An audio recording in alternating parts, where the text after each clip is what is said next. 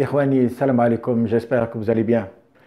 Alors, dans cette vidéo, Inch'Allah, nous allons voir un exercice très simple, d'accord. C'est-à-dire, on va parler, si vous voulez, de l'amélioration du cosinus phi. Donc, cette question m'est très souvent demandée, c'est-à-dire, à quoi sert le cosinus phi et comment faire pour l'améliorer et quelles sont les différentes puissances qui existent.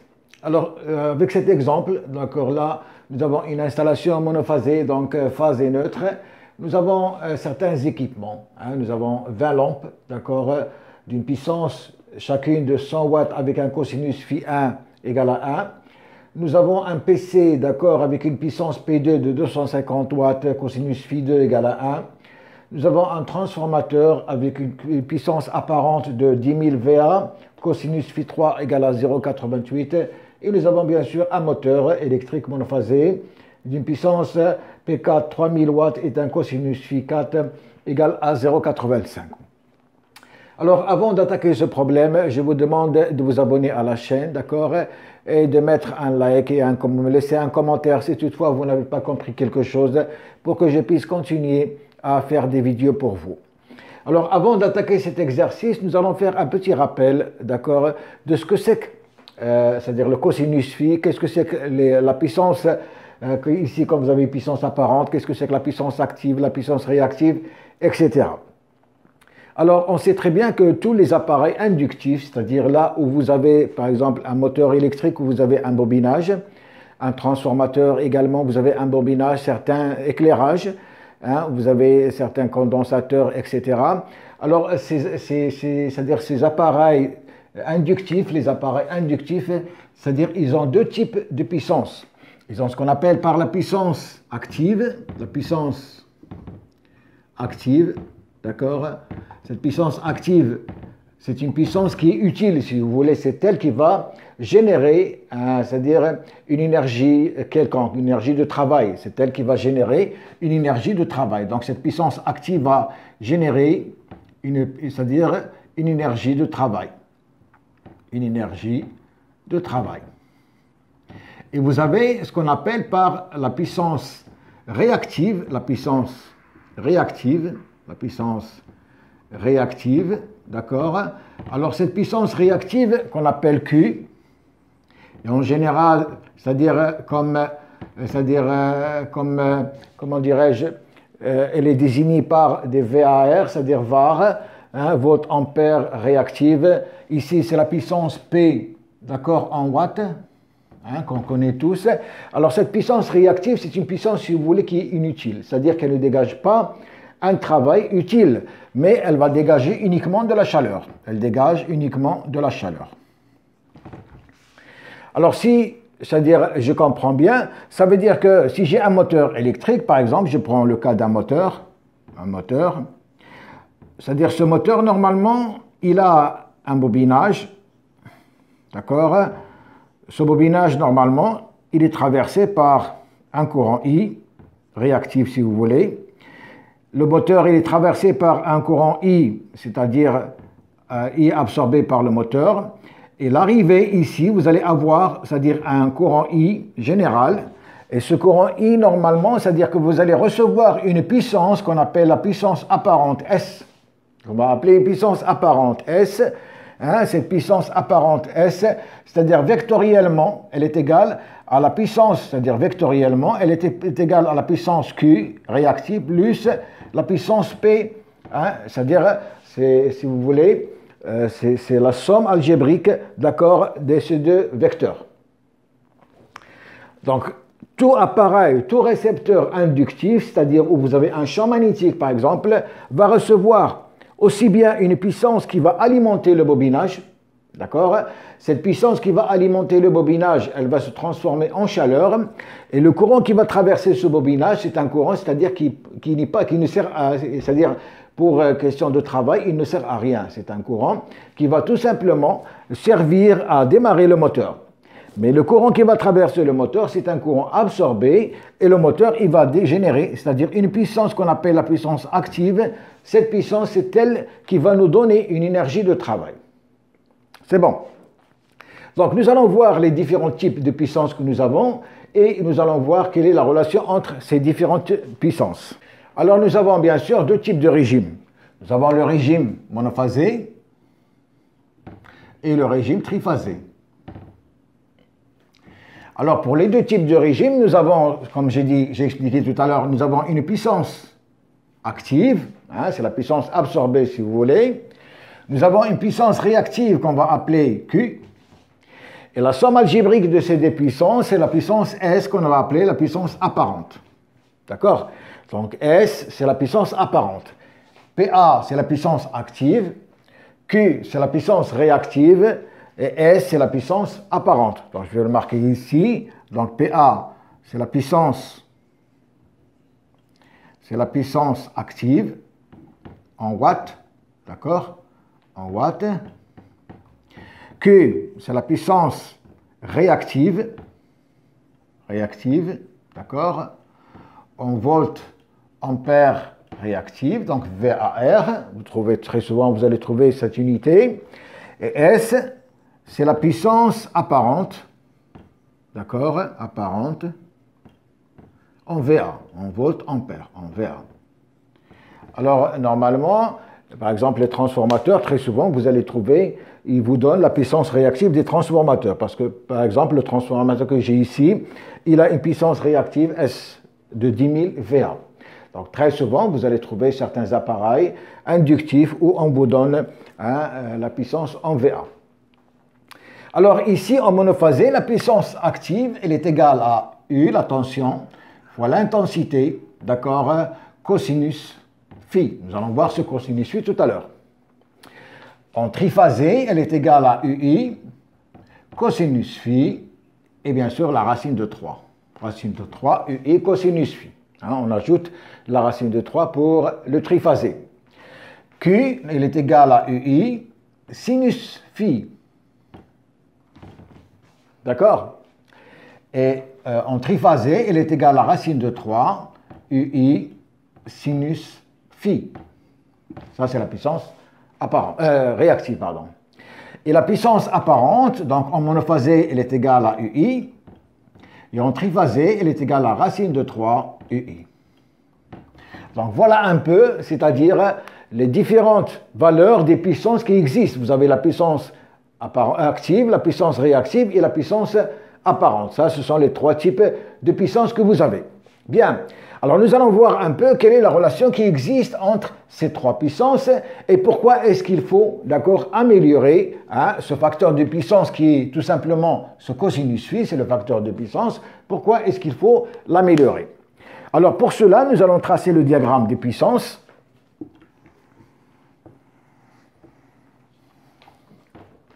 Alors le diagramme des puissances, il se présente comme suit. Vous avez un triangle, d'accord, où vous avez ici, en vecteur, vous avez la puissance active, vous avez ici la puissance réactive, Q, et vous avez la puissance apparente, S.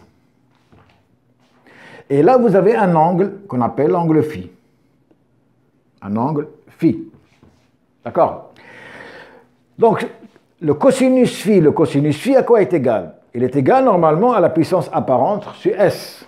Donc le cosinus phi, il est égal à la puissance apparente sur S. C'est bon. Le sinus phi, il est égal à la puissance réactive Q sur S, sur la puissance apparente.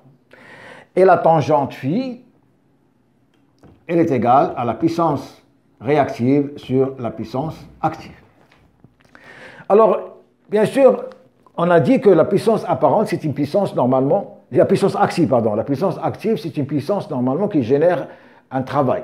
Donc cette puissance active, ou si vous voulez la puissance absorbée, elle est fixe. Un moteur donné, il a une certaine puissance, un transformateur, etc. Vous avez une certaine puissance apparente qui est fixe. Et on a dit que la puissance Q, ce Q, lui, c'est-à-dire, il est transformé en chaleur. C'est une puissance, d'accord, qui est inutile. Elle sert tout simplement à, c'est-à-dire, si vous voulez, elle est cachée. C'est elle qui va faire tourner indirectement notre moteur. Donc, si on diminue ce Q, si on diminue ce Q, en diminuant ce Q, automatiquement, nous allons diminuer cet angle. On va diminuer l'angle. Par exemple, si je prends un Q plus petit que celui-là, par exemple, je prends un Q plus petit, ça veut dire que je vais avoir un angle plus petit. Hein? Je vais avoir un angle plus petit tout en conservant la puissance active.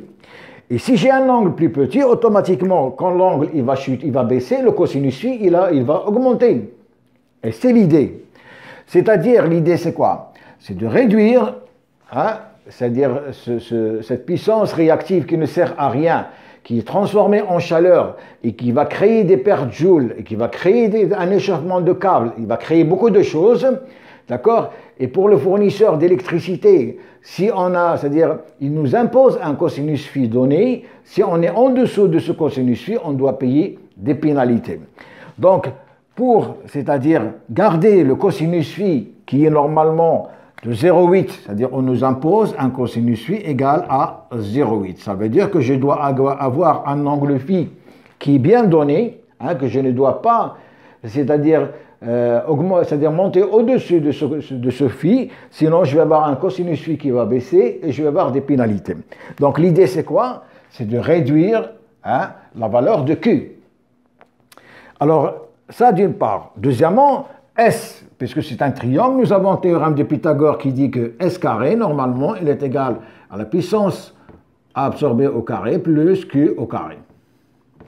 Hein, théorème de Pythagore. De là, c'est-à-dire S, d'accord, il va être égal à la racine carrée, hein, de la puissance absorbée au carré plus Q au carré. Hein, je pense que ce théorème, il est connu par tout le monde. Alors, dans notre exercice, qu'est-ce qu'on nous demande? C'est-à-dire que nous allons, avec les données que nous avons ici, nous avons un cosinus phi qui est donné, que nous allons calculer bien sûr. Hein. Et on veut atteindre un cosinus phi de 0,97, c'est-à-dire qu'on veut améliorer notre cosinus phi. Et pour améliorer notre cosinus phi, nous devons installer ce qu'on appelle un condensateur, c'est-à-dire une capacité, hein, un condensateur que nous allons placer entre les phases, entre la phase et le neutre. Et ce condensateur, c'est lui, c'est-à-dire qu'il va se charger de compenser cette énergie réactive que nous allons diminuer, c'est celui qui va la compenser. Hein, parce que normalement, on a une énergie réactive donnée qui est nécessaire pour le travail, c'est-à-dire pour faire fonctionner, hein, notre équipement. Donc, si on réduit cette énergie, ça veut dire que je dois remplacer ce que j'ai réduit ici, hein, j'ai une certaine valeur ici, hein, une certaine valeur ici que j'appelle Q'. Hein, cette valeur Q' va être compensée par ce condensateur. C'est pour ça qu'on appelle, c'est-à-dire l'armoire de compensation. Hein, vous allez entendre parler de cette armoire de compensation, hein, dans les différents, c'est-à-dire unités électriques. Vous avez votre TGBT et à côté vous avez c'est-à-dire un équipement de compensation, c'est-à-dire des batteries. Et ces batteries, leur rôle, c'est de compenser, c'est-à-dire cette énergie réactive que nous allons réduire, hein, pour ne pas dépasser la valeur du cosinus phi, pour ne pas atteindre des pénalités. Et cette compensation va se faire à l'aide de ce condensateur, ou si vous voulez, des batteries de compensation. C'est bon. Alors j'espère que vous avez compris un peu le principe, hein, du cosinus phi. Pourquoi est-ce qu'il faut le réduire, hein? Le cosinus phi, on le réduit tout simplement parce qu'il faut réduire, hein, d'accord, plutôt, on doit diminuer l'angle phi et augmenter le cosinus phi, si vous voulez, pour réduire l'énergie réactive que nous avons ici et le compenser par des batteries que nous allons placer. Et il faut définir la capacité de ces batteries. Et c'est l'objet de cette vidéo. D'accord? Bien, alors nous allons attaquer ce petit exercice. Alors si toutefois vous n'avez pas compris, il y a certaines vidéos, d'accord, que j'ai déjà faites sur, c'est-à-dire la compensation de l'énergie réactive. J'ai parlé de cosinus phi, etc. Je vais vous laisser en bas du descriptif le numéro de la vidéo. Vous pouvez la revoir pour bien assimiler ces choses-là. Bien, alors on va faire cet exercice. Bien, alors nous allons faire cet exercice. Donc je vais reprendre c'est-à-dire mon triangle des puissances. Donc le triangle des puissances, voilà, d'accord. Ici j'ai l'angle phi. Ici j'ai la puissance active. Ici j'ai la puissance apparente. Et ici j'ai Q. Alors, comme j'ai dit tout à l'heure, je cherche à améliorer le cosinus phi de cette installation. Alors, le cosinus phi de l'installation, le cosinus phi, il est égal à la puissance apparente, d'accord, à la puissance active, pardon, sur S.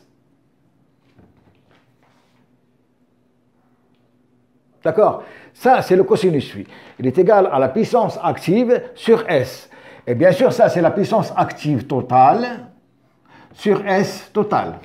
Hein, puisque j'ai plusieurs équipements, donc le cosinus phi de cette installation va être égal à la puissance active totale sur S totale. Alors la puissance active totale, je vais devoir la déterminer. Hein, je vais voir ici, donc la puissance active totale, à quoi elle est égale? Les lampes, j'ai 100 watts que multiplie 20. D'accord? Donc ça veut dire j'ai 2000 watts. J'ai déjà 2000 watts. Pour les lampes, qu'est-ce que j'ai? Le transformateur, normalement, S3, il est égal à 10 000 VA. Puisque j'ai une puissance apparente ici. Et comme j'ai dit tout à l'heure, normalement, puisqu'on me donne le cosinus phi, on me donne le cosinus phi de mon transformateur. Hein? Donc je vais marquer ici, entre parenthèses, je vais le mettre ici, c'est-à-dire pour le transformateur, pour le transfo. Pour le transfo, j'ai cosinus phi 3 est égal à la puissance, c'est-à-dire active 3 sur, d'accord, S3. Je connais le cosinus phi, il est égal à 0,88. Je connais S3, il est égal à 10 000 VA. Donc de là, je vais pouvoir déterminer la puissance A3 que je cherche, que je vais marquer ici. Elle est égale tout simplement au cosinus phi 3 que multiplie S3. C'est-à-dire, elle est égale à 0,88, d'accord, que multiplie 10 000. Voilà la puissance P3. Elle est égale au cosinus phi que multiplie 10 000. Donc ce théorème, c'est-à-dire ce triangle des puissances, vous devez toujours vous le mettre devant vous parce qu'il est important à savoir. Hein. De là, vous allez sortir pratiquement toutes les équations nécessaires. Donc, ça veut dire que je vais avoir une puissance P3 qui est égale, donc plus 8800 watts, 8800 watts, plus, j'ai un PC de 250 watts, plus 250 watts, plus, et j'ai un moteur qui fait 3000 watts, plus 3000. Et je vais trouver une puissance totale, d'accord, en watts, puissance totale en watts égale à 14 050 watts. Égale 14 050 watts. Voilà la puissance que j'ai. Hein. Ça, c'est la puissance, c'est-à-dire totale de mes équipements. Elle fait 14 050 watts. C'est bon. Bien, maintenant, je dois calculer, c'est-à-dire, je viens de déterminer la puissance active totale, je dois calculer la puissance apparente totale. Alors, la puissance apparente totale, bien sûr, c'est la somme de toutes les puissances, c'est-à-dire la puissance apparente totale, pardon. La puissance apparente totale, d'accord, apparente totale, elle est égale. Normalement, soit que je vais calculer, c'est-à-dire en passant par le sinus, mais comme je ne connais pas phi, donc je ne vais pas pouvoir passer par le sinus, ni par le cosinus, puisque je ne connais pas le cosinus, donc elle va être égale à la racine carrée de la puissance apparente totale, d'accord, au carré, plus Q total au carré. Donc l'inconnu ici, c'est la puissance réactive que je dois calculer. Donc je dois calculer la puissance réactive de tous mes équipements. C'est bon. C'est ce que je vais faire tout de suite. Alors Q total, Q réactive totale va être égal à la puissance réactive des lampes. Comme le cosinus phi égale à 1, ça veut dire que le sinus phi égale à 0. Réactive des lampes égale à 0, plus le PC également, le cosinus phi 2 égale à 1. Ça veut dire que phi égale à 0, ça veut dire sinus phi égale à 0, plus 0, plus. Alors, le transformateur, j'ai, c'est-à-dire un cosinus phi 3 égale à 0,88. Donc, je vais pouvoir calculer le sinus φ3, je vais calculer φ3, c'est-à-dire je vais faire arc cosinus φ3 qui va me donner l'angle. Une fois que j'ai l'angle, je vais calculer le sinus, d'accord, de φ3. Hein? Une fois que j'ai le sinus de φ3 et je connais S3, je vais pouvoir écrire que le sinus φ, il est égal à Q sur S. Hein? Le sinus φ, il est égal à Q sur S. Et comme je connais, c'est-à-dire je connais le sinus φ, je vais pouvoir calculer Q. Hein? Donc ici, le sinus φ égale à Q sur S. Ça veut dire que Q, elle est égale à S que multiplie le sinus φ. Je connais S, hein, S il est égal à 10 000 VA. Je connais le cosinus φ3, c'est-à-dire que je vais pouvoir calculer φ3 ici. φ3 elle est égale à arc cosinus φ3. Une fois que je connais mon angle, je vais calculer le sinus de cet angle et de là je vais tirer Q. D'accord? Et je vais me retrouver avec un Q égal à 4749,74.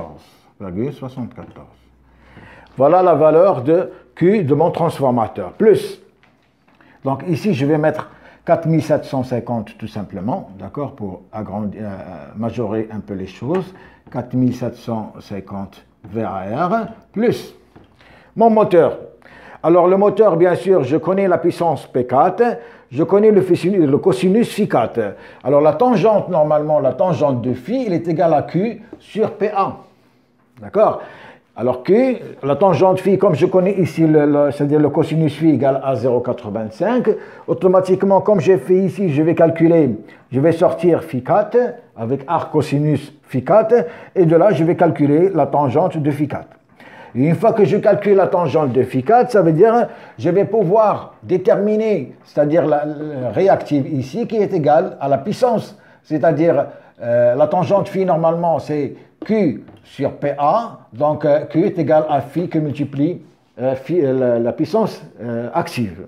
Et je vais me retrouver avec une puissance réactive ici égale à 1859. 1859. Donc voilà un peu, c'est-à-dire la valeur de Q, et je vais me retrouver avec un Q qui est égal, d'accord, à 6608. 6608 VAR. Donc voilà la valeur de Q. Je viens de calculer qui est égale à 6600 VAR. Hein. Je vais vite, hein, parce que, comme j'ai dit, je vous laisse la vidéo, c'est-à-dire le numéro de la dernière vidéo qu'on a vue sur les différentes puissances, hein, pour que vous puissiez vous retrouver.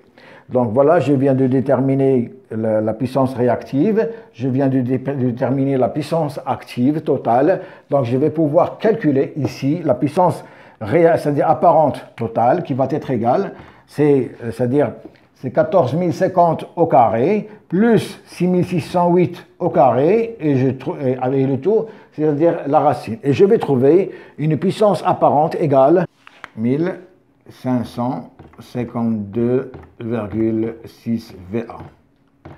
Voilà la valeur, d'accord, de la puissance apparente. Donc je vais reporter ces valeurs quelque part pour mettre un peu plus d'espace, et je vais pouvoir maintenant calculer, c'est-à-dire ce cosinus phi.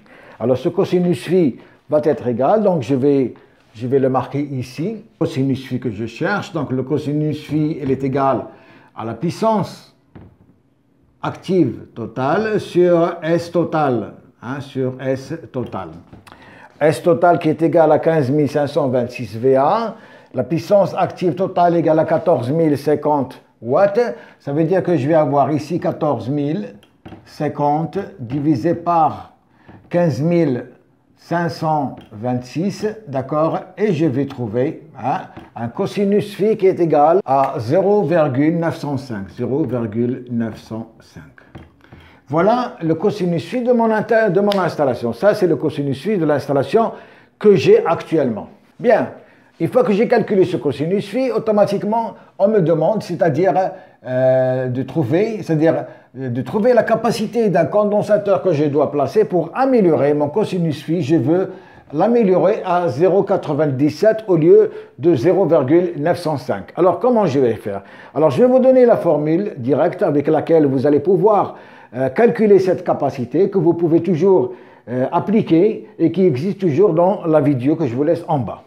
Alors la capacité que je cherche, normalement, elle est égale à la puissance active totale, facteur de la tangente phi, c'est-à-dire le phi que j'ai actuellement, moins la tangente de l'angle que je cherche, phi prime, d'accord, c'est-à-dire la puissance totale facteur de la tangente phi, c'est-à-dire je vais calculer l'angle avec ce cosinus, moins la tangente phi prime, je vais calculer cet angle, d'accord, et déterminer sa tangente sur la tension au carré que multiplie la pulsation oméga. Que multiplie la pulsation oméga.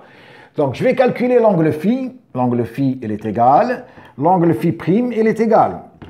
Donc si je fais arc, c'est-à-dire arc cosinus phi, je vais trouver un angle phi égal à 25 degrés 19, 25 degrés 19 minutes. Voilà l'angle phi. Et l'angle phi prime, si je fais arc cosinus 0,97, je vais trouver un angle phi prime égal à 14 degrés 0,7. Donc voilà l'angle phi qui correspond au cosinus 0, c'est-à-dire cosinus de 0,905. Et voilà l'angle phi prime qui correspond au cosinus phi de 0,97, donc ici phi prime. C'est bon. Alors de là, je vais pouvoir, c'est-à-dire si je remplace, c'est-à-dire si je calcule la tangente phi et je calcule la tangente phi prime, d'accord, que je remplace ici, avec oméga, normalement oméga c'est 2πf, f c'est la fréquence, donc pour les pays européens c'est 50 Hz, pour les pays anglo-américains donc c'est 60 Hz, donc ça dépend où vous êtes, moi je prends 50 Hz, donc avec oméga c'est-à-dire 50 Hz, avec une tension ici de 230 volts, et je vais trouver une capacité égale à 185,79 égale à 185,79 microfarads. Voilà la capacité que je dois installer. Le condensateur que je dois installer ici, il doit avoir une capacité de 185,79 microfarads. C'est bon. Donc, j'ai été rapide dans les calculs parce que normalement, tout est simple, il n'y a pas grand-chose à expliquer. La seule chose qui était importante, c'est de pouvoir déterminer, c'est-à-dire le cosinus phi global de l'installation qu'on a vu tout à l'heure. Donc, nous avons déterminé là où on n'avait pas de puissance réactive, on a calculé la puissance réactive. Après, nous avons sorti, c'est-à-dire en fonction du cosinus phi souhaité, nous avons calculé la capacité en appliquant cette formule. C'est bon. Bon,